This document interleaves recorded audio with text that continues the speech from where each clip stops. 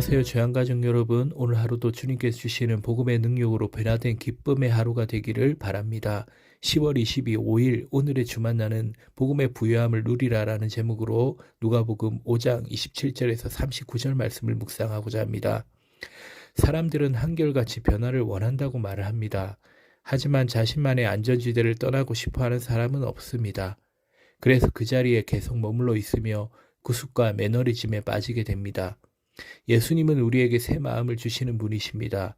새 일을 행하시는 분이십니다. 그 예수님을 만나보기를 바랍니다. 첫째로 예수님의 부르심을 따라가야 합니다.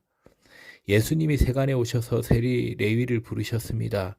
시몬을 제자로 부르신 것과 레위를 부르신 곳에는 차이가 있었습니다. 시몬이 비천한 인생이었다면 레위는 망가진 인생이었습니다. 사람들이 시몬에게는 동정심을 느꼈지만 레위에게는 분노를 느꼈습니다.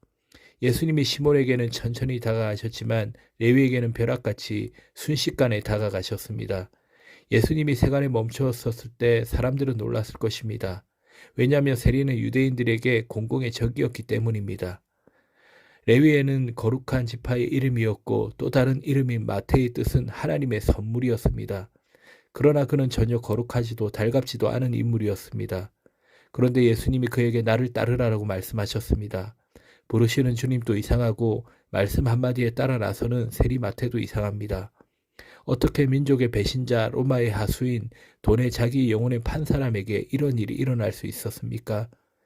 아무리 밑바닥 인생을 사는 사람이라도 그 마음에는 가치를 회복하고자 하는 간절함이 있기 때문입니다.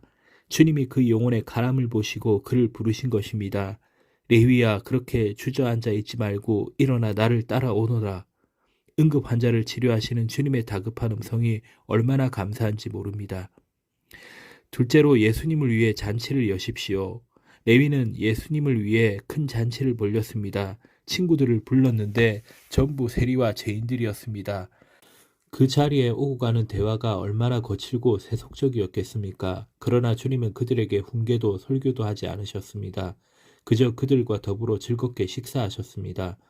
가족, 친구가 되어주셨습니다. 주님의 눈에는 그들은 사랑스러운 하나님의 형상이었습니다. 그런데 바리새인들은 그 현장을 보고 비난합니다. 랍비라는 자가 죄인들과 어울리는 것도 금식하지 않는 것도 문제라는 것입니다. 이 예수님은 피로연 손님들이 어찌 신랑과 함께 있으며 금식하겠느냐라고 말씀하십니다. 찬양과 기도와 예배는 주님을 만나는 기쁨의 잔치입니다. 교회에서 손들고 찬양하고 눈물로 기도하는 사람들을 비판하지 마십시오. 또한 현란한 차림새와 세속적인 말씨의 새신자들을 외면하지 마시기 바랍니다. 교회가 지나치게 경건하다고 거부하고 너무 세속적이라고 거부한다면 그것은 사랑이 없는 것입니다. 교회는 예수님을 위해 큰 잔치를 벌려야 합니다. 셋째로 새 마음을 준비하시기 바랍니다. 낡은 옷을 살리겠다고 새 옷을 찢어 붙이는 사람은 없습니다. 율법주의라는 낡은 옷은 예수님의 파격적인 은혜라는 새 옷을 감당할 수 없습니다.